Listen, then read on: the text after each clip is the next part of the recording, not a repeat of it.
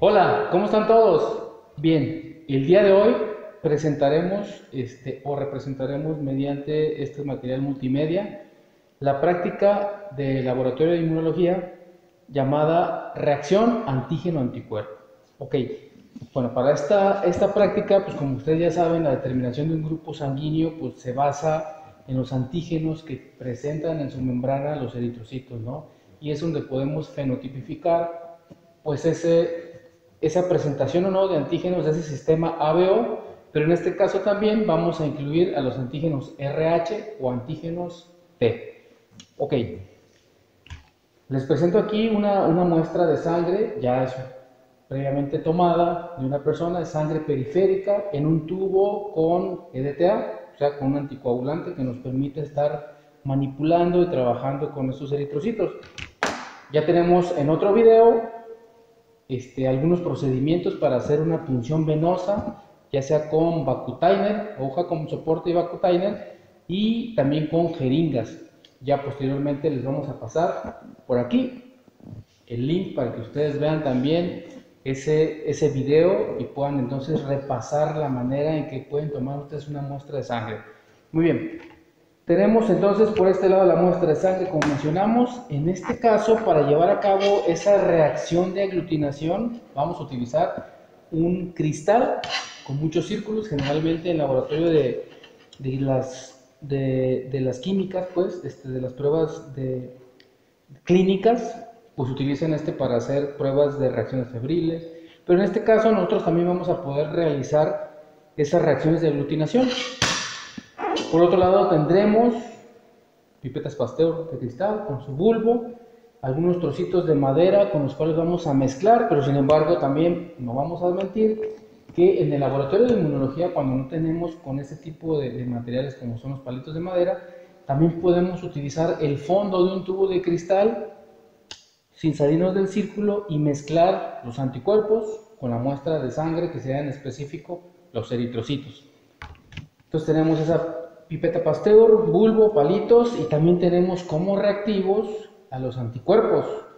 Esos tres primeros que estoy tocando, bueno, sería el anticuerpo antiantígeno A, solo que se le cayó la etiqueta, anticuerpo antiantígeno B, pero es muy característico para el anticuerpo antiantígeno A el color azul, ¿sí? Tenemos el anticuerpo antiantígeno A más B, o sea, detecta ambos. Estos tres en específico se obtienen de ratoncitos, es decir, son inmunoglobulinas o anticuerpos monoclonales específicos para los antígenos mencionados, antígenos de los eritrocitos, ¿sí? Murinos, es decir, obtenidas de ratoncitos. Este último sí es un anticuerpo que va contra el antígeno D o el RH, pero este sí es de humanos, y sin embargo es una mezcla de anticuerpos monoclonales específicos que contienen inmunoglobulinas M e inmunoglobulinas G, ¿ok? O sea, una inmunoglobulina que es pentamédica, en este caso la inmunoglobulina M, que nos va a permitir tener una reacción de aglutinación más bromosa, si en dado caso hay suficientes antígenos T, pero cuando no, pues también nos ayuda a apoyar a ser un poco más visible, ¿no? En dado caso que presentemos un tipo de aglutinación que no sea muy visible, nos vamos a apoyar del microscopio, como lo veremos a continuación. ¿Cuál es el procedimiento, compañeros? Una vez que ya hemos explicado la manera en que los reactivos, perdón, que vamos a necesitar para esta práctica, también hay que mencionar el cuidado que tenemos que conservar, ¿no? A la hora de manejar este tipo de materiales, de muestras, pues son RPBIs a final de cuentas pueden serlo, porque no sabemos el tipo de bichos que puedan tener, entonces hay que protegernos con guantes, incluso si es posible con gogles, y también tenemos que utilizar soluciones cloradas, o sea, agüita con cloro, para poder inactivar estos mismos materiales RPBIs para poder posteriormente desecharlos. Ok, entonces vayamos al primer paso, que sería, nosotros vamos a utilizar en este sentido, los voy a poner de esta manera. Vamos a agarrar una fila por muestra. Una fila me refiero a que vamos a utilizar 4 circulitos, ¿sí? Un circulito para cada uno de los anticuerpos, ¿ok? Si nosotros vamos a procesar más muestras, que es lo que comúnmente hacemos en el laboratorio, es decir, de las 4 mesas que hay en el laboratorio de inmunología, lógicamente tratamos de tener muestras de sangre de distintos grupos sanguíneos en cada una de las mesas para que posteriormente los alumnos se las estén intercambiando, ¿no? Lógicamente con el cuidado de que cada tubo de muestra, como vamos a tener distintos grupos sanguíneos, conserve esa pipeta Pasteur y no posteriormente esa pipeta Pasteur que viene de una muestra que muy probablemente es un O, lo utilicemos para tomar una muestra de sangre que es de un grupo A y entonces podamos echar a perder la muestra que teníamos en ese tubo, ¿no? Es decir, conservar esa pipeta para cada uno de los tubos sin tener que mezclarlos. Bien, cuando ya hemos explicado esto, voy a hacerlo de esta manera, entonces voy a iniciar, así ustedes para que lo puedan ver más fácil, voy a apoyarme con este tubito, a ver si no se me derrama. Iniciamos con el primero, que sería el anticuerpo antiantígeno A de los eritrocitos, ponemos una gota ahí. Posteriormente pondríamos el anticuerpo antiantígeno B.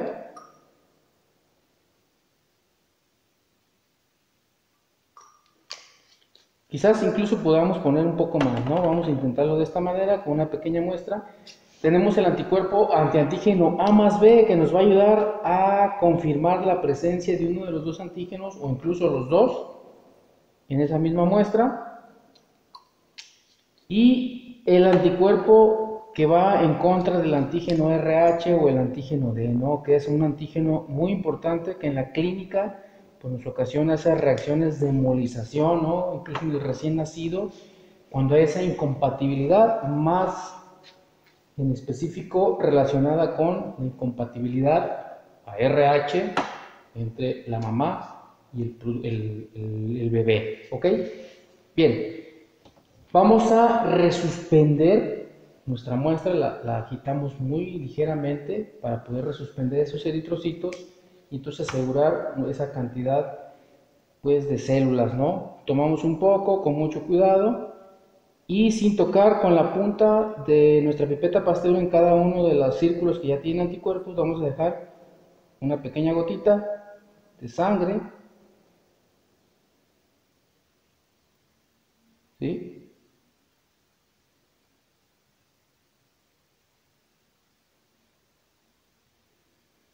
¿Ok? Tapamos para que no se nos vaya a derramar. Y bueno, lo que sigue es mezclar, ¿no? Vamos a mezclar la muestra de sangre con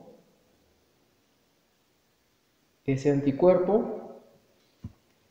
Lo echamos al cloro. Vamos con el siguiente. No podemos utilizar el mismo palillo para cada círculo, para todos los círculos, porque estaríamos contaminando los distintos anticuerpos, ¿no? Entonces no tendríamos un resultado correcto. Ahora vamos contra el A más B, que nos confirmaría la presencia del A o del antígeno B o ambos si observáramos esa aglutinación. Y también pues dejamos con toda la intención, porque le digo, lo hemos hecho en el laboratorio y podemos utilizar el fondo de un tubo de vidrio para mezclar. También hace un muy buen trabajo. ¿Sí? Listo, una vez que hicimos esto, secamos y podemos inactivar también ese tubo ahí. Bueno, hay que recordar, tenemos que recordar que la reacción de aglutinación va a ser, bueno, que estos anticuerpos atrapen a los eritrocitos una vez que hay cierta afinidad, es decir, ese anticuerpo que va contra el antígeno A es monoclonal, estamos hablando de anticuerpos muy específicos, no hay prácticamente posibilidad al error de que se puedan equivocar de antígenos. Si este va contra el antígeno A, téngalo por seguro que se le va a unir a un antígeno A presente en un eritrocito. Si lo pudiéramos ilustrar de una manera más cotidiana, pues los antígenos de los eritrocitos pues, serían como los cabellitos que pudieran estar rodeando a ese eritrocito, a esa célula, ¿no? Entonces, para poder visualizar esa aglutinación, vamos a girar un poco la placa sin salirnos.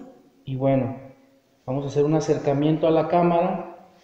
Miren, aquí apreciamos fácilmente, si ustedes recuerdan, este círculo es donde agregamos anticuerpos anti-antígeno D o RH.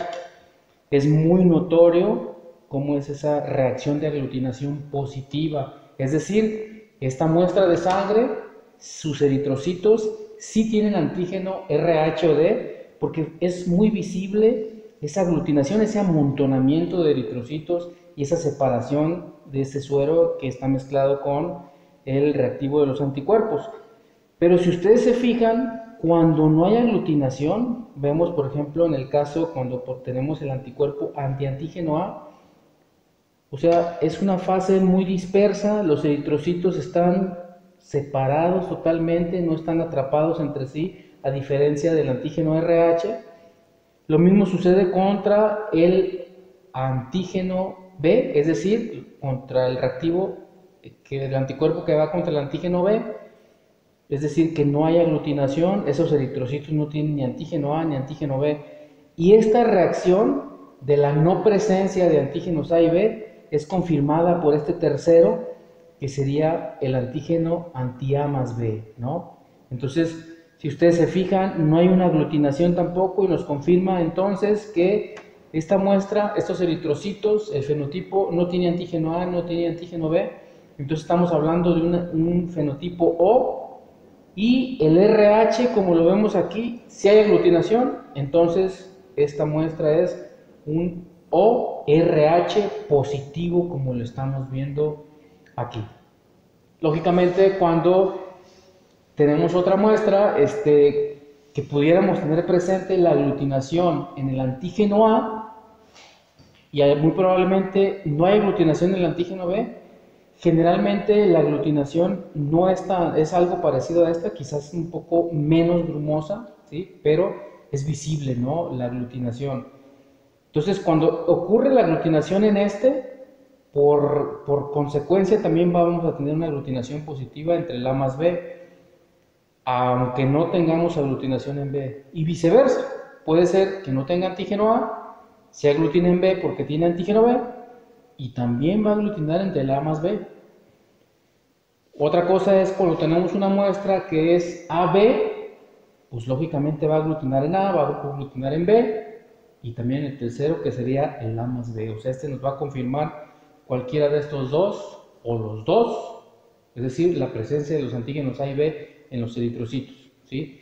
Si tuviéramos un RH negativo, que son de los grupos sanguíneos un poco menos comunes, pues tendríamos el caso inverso a este, ¿no? Es decir, no habría una aglutinación en el RH y veríamos un caso parecido a este, pero en este círculo que correspondería al antígeno D. ¿Ok? Muy bien, pues espero que este video haya sido ilustrativo. Es una práctica sencilla, entonces que haya sido de su utilidad para que puedan, por lo pronto, en lo que pasamos esta situación de contingencia sanitaria, pues que sea una práctica demostrativa a través de estos medios multimedia. ¿Ok? Pues muchas gracias. De aquí del Laboratorio de Inmunología del Centro Universitario de Tonalá, un servidor, Álvaro Giovanni Tobar Cuevas, profesor de Inmunología y responsable del Laboratorio de Inmunología, les agradece el haber visto este video. Hasta pronto.